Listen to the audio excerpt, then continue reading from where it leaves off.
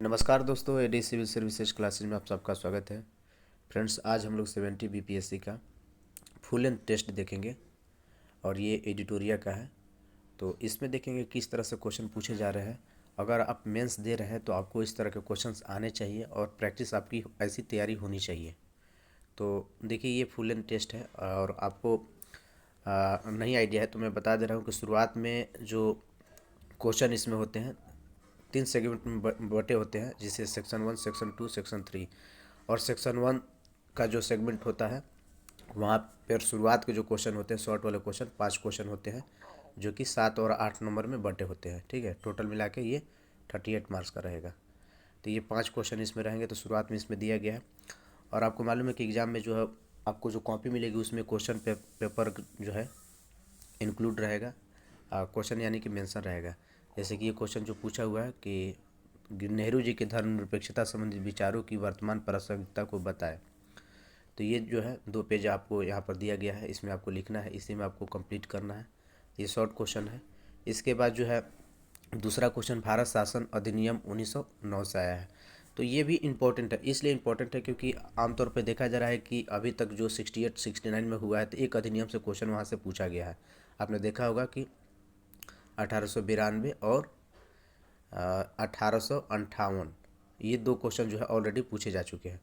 तो इस टाइप के क्वेश्चन जो है बीपीएससी मेंस में पूछे जा रहे हैं, तो आपको जो अधिनियम से क्वेश्चन तैयार रखने की ज़रूरत है। इसके बाद जो है आरंभिक राष्ट्रवादियों द्वारा प्रतिपादित धन के निष्कासन सिद्धांत की समीक्षा करें। पहले ये पूछा गया है कि जो उदारवादी जो नेता थे उनका क्या योगदान रहा था। तो इस टाइप से क्वेश्चन जो है इनोवेटिव करके पूछा गया है। इसी तरह से जो नेक्स्ट क्वेश्चन है कि मोपला विद्रोह पर संक्षिप्त टिप्पणी करें।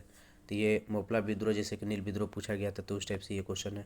इसके बाद में मैकाले के अधोमुखी निस्पंदन सिद्धांत को स्पष्ट करें। तो ये आपको टोटल जो है 5 क्वेश्चन मिल गए, जो कि शॉर्ट वाले क्वेश्चन थे। इसके बाद जो लॉन्ग वाले क्वेश्चन है, यहाँ पर देखिए लॉन्ग वाले क्वेश्चन में आपको जो है 2 का ए और बी में देखिए और में है, या तो आपको पटना कलम शैली सॉल्व कीजिए, नहीं तो जनजातीय विद्रोह में एक को आपको अटेम्प्ट लेना पड़ेगा। ये दोनों में से एक को ही आपको सॉल्व करना है। इसके बाद तरीका यह है कि सॉल्व जब भी आप करें तो आप यहाँ पर जो है ये फिल इन द ब्लैंक जो आपको दिया हुआ गोला, इसको जो है टिक आउट करना है। टिक आउट करना है यानी कि आप ये क्वेश्चन को जो है अटेम्प्ट ले रहे हैं। नेक्स्ट जो है आगे देखते हैं। और सबसे बड़ी बात है कि आप देख लीजिए कि पेज जो है आपको इतना प्रोवाइड कराया जाएगा, तो इतना ही में आपको आंसर भी लिखना है।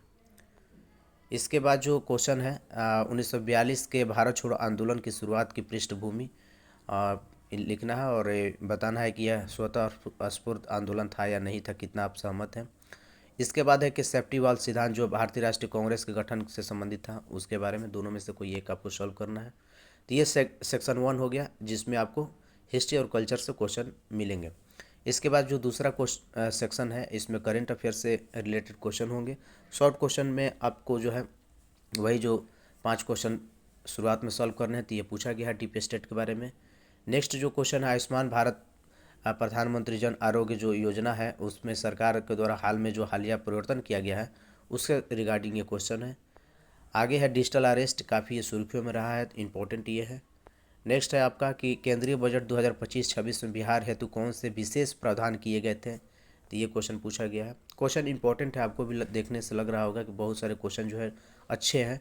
वैश्विक जैव ईंधन गठबंधन एवं भारत, तो ये क्वेश्चन था। तो ये शॉर्ट वाले क्वेश्चन हो गए। इसके बाद जो है आपको लॉन्ग वाले क्वेश्चन मिलेंगे। तो लॉन्ग वाले क्वेश्चन में यहाँ पर जो अमेरिका के द्वारा, अमेरिकी राष्ट्रपति के द्वारा, डोनाल्ड ट्रंप के द्वारा जो टैरिफ संबंधित हालिया जो फैसले लिए गए हैं, उससे वैश्विक अर्थव्यवस्था पर में संरक्षण और ट्रेड वार को बढ़ावा ये मिलेगा। तो इसके रिगार्डिंग ये क्वेश्चन पूछा गया, भारत का एंगल लेकर पूछा गया है। अच्छा क्वेश्चन है, इससे भी जो है एक्सपेक्टेड जो है एक क्वेश्चन बनने की पूरी संभावना है। इसके बाद जो सेकंड क्वेश्चन है 24वां जो एससीओ का शिखर सम्मेलन जो हुआ था हाल ही में पाकिस्तान में हुआ था, तो उसके रिगार्डिंग क्या क्या उसमें जो चीज़ें जो है डिस्कस की गई, किन किन बिंदुओं पर समझौता हुआ और एससीओ किस तरह से भारत के लिए इम्पोर्टेंट साबित हो सकता है और चुनौतियाँ, तो एससीओ भी इम्पोर्टेंट है।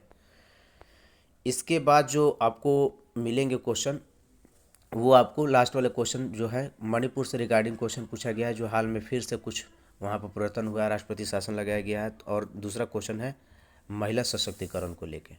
तो ये क्वेश्चन जो है आपको कंप्लीट हुए जीएस के। इसके बाद जो है आपको मालूम है कि सेक्शन 3 में जो है डीआई से क्वेश्चन पूछे जाते हैं। तो डीआई में भी आपको वही है कि और में क्वेश्चन मिलेगा, जिससे 7 नंबर में ये क्वेश्चन मिलेगा लाइन वाला और इसके बाद बार वाला। तो ये दोनों में से कोई एक सॉल्व करना है और इसके बाद जो है आगे आपको क्वेश्चन एक और मिलेगा जिसमें आपको 2 में से एक सॉल्व करना है। तो टोटल जो है 2 डीआई के क्वेश्चन सॉल्व करने हैं। 36 इंटू 2 यानी कि 72 मार्क्स के ये क्वेश्चन डीआई के आपको सॉल्व करने हैं। तो ये टोटल जो है 300 मार्क्स का ये पेपर है। अगर आप मेंस दे रहे हैं तो आपको जो है इस तरह के क्वेश्चन प्रैक्टिस करनी चाहिए, लिमिटेड टाइम में प्रैक्टिस करनी चाहिए। तो मैं इसको जो है टेलीग्राम चैनल पर डाल दूंगा। अगर आप प्रैक्टिस करना चाहते हैं तो वहाँ से आप इसको डाउनलोड करके प्रैक्टिस कर सकते हैं हार्ड कॉपी इसका निकलवा कर। बाकी आपको अगर इसका आंसर भी चाहिए तो मैं वो भी प्रोवाइड करा दूंगा। ठीक है, तो आप कमेंट करके बताइएगा कि आपको इसका आंसर चाहिए या नहीं। ठीक है फ्रेंड्स, तो आज के वीडियो में इतना ही। धन्यवाद।